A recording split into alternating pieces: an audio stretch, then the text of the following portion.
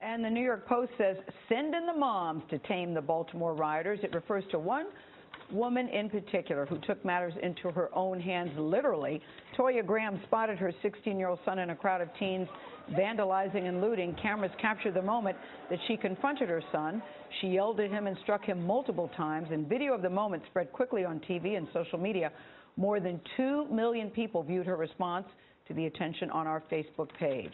The hashtag Mom of the Year began trending on Twitter, and today, Toya Graham, a single mom of 6, joins us only on CBS this morning. Good morning to you, Ms. Toya Graham. Good morning. Good morning. Here's the front page of the paper this morning. It says, forget the National Guard, send in the moms. They're calling you hero mom. Do you feel like a hero mom this morning? I don't. Because what was your intention? My intention was just to get my son and have him be safe. Mm-hmm. And at that point, I knew that was, that whole thing was not safe.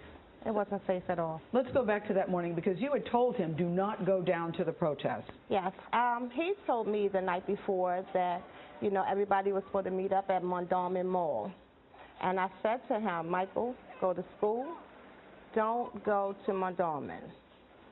But you knew? But you know, me and my oldest daughter, I had a doctor's appointment, and we started getting phone calls that they was letting the schools out early, that they were shutting down Baltimore, and she was like, Mom, we have to go.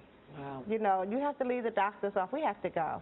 And so to get there and see the mass of polices and the helicopters, and, you know, I actually ran over to the police and I said, you know, where are the children that have to take this bus route here? But tell us when you first saw your son, Toya. Take us there. So after speaking with the police officer, and he pointed across the street from Baltimore Mall, I stood there on the same side as the police with the shields, and they were throwing bricks. And I was like in an awe, like it was like, oh my God. And to see my son come across the street with a rock in his hand, I think at that point I just lost it. You recognized the baggy sweatpants. I recognized the baggy sweatpants. He did have the hoodie on, and he did have the face mask on, but it was something about those sweatpants he had on. And you also made eye contact. And we made eye contact. And what's remarkable is for me, is he clearly had respect and fear of you. Yes. Because as you were pushing him and doing that sort of right hook you had, he was backing off. I mean, what was he saying to you? Mom, Mom, Mom, okay, Mom, you know, and I was pretty much just telling him, you know, how dare you do this? I actually went to view Freddie Gray's funeral, body, and if he wanted to do that, I would allow him to. You know, even if he wanted to stay home from school to go to the funeral, I would allow him to do that. But for him to do what he was doing, it was just unacceptable. You said, I thought so poignantly, you did not want to lose your son to the streets. No. And I fight with this, not just because of this incident. I find myself shielding my son on a lot of different incidents where these young kids are out here shooting each other, and a lot of his friends have been killed. You know, and so my thing is, I just want to keep him in the house, and I know that's not going to, you know, he's going to get out. He's going to. That's not really going to work. But the way that you were striking him, you opened up a can of whoop-ass on him. The way I was looking at it, that clearly was not the first time that you've had that interaction with him, is it? No. Like I Tell said, us about him. Like I stated before, he has been in trouble before, and he knows right from wrong. He's just like the other teenagers that doesn't have the perfect relationship with the police officers in Baltimore City.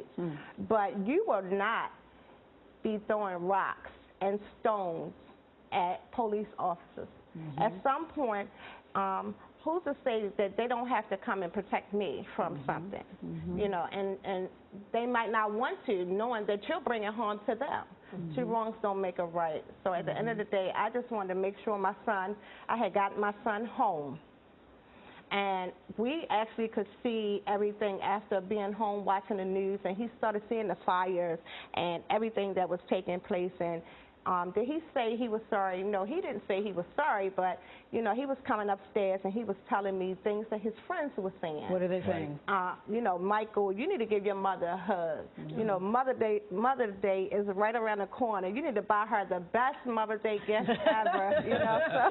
So. Does he love the attention you're getting, so admiring of you and what you're doing, and people understanding that the life of a single parent who has to work and take care of children is a difficult life? Well, I think at this point, I'm not working at the moment. I just came from losing a job, but just coming into a brand new home. And so he sees me struggle. He sees the struggle that I'm going through. But my children, it's just me and my children. I mean, you know, I don't go out. I don't, you know, do any of that thing. Only thing I do is church, and it's me and my children and my grandchildren. What did you think when you saw that tape of you? I thought, oh my God, my pastor is going to have a fit. I tell you what, your pastor may have a fit, but the police commissioner of Baltimore said we need more moms like you. Yeah. So there's a lot of praise, not just, you know, in Baltimore, but certainly around the country, say, send in the moms. So. But let's not miss the point. This is about the death of Freddie Gray, but it's so much bigger than that. It is. And I don't want people to lose sight. A man has died here. We still don't know 2 weeks later exactly how he died and what happened. Could you just say a little bit about the community and the relationship to the police? I think that's very important. Well, at some point, I understand the frustration that our community is having. We haven't received any information on what happened to this young guy. You know, by looking at it from the news point of view, it seemed like he was harmed. And if he hadn't been harmed, then as people of Baltimore City, you know, we feel as though we have the right to know what happened to him. But you feel people can't talk to the police? We can't talk to the police. So the news, you know, the news, they keep showing how he was dragged to that paddy wagon, and they keep showing him laid up in that hospital with all those tubes to him. As a mother, I mean, that is just devastating to see and don't have any answers. Yeah. And so that's what's frustrating to most of us in Baltimore City. It's just real frustrating to see that that young man was being dragged to that police cruiser, and he wound up in a coma, and then his death, he lost his life. Well, I hope your son has a new appreciation for you today.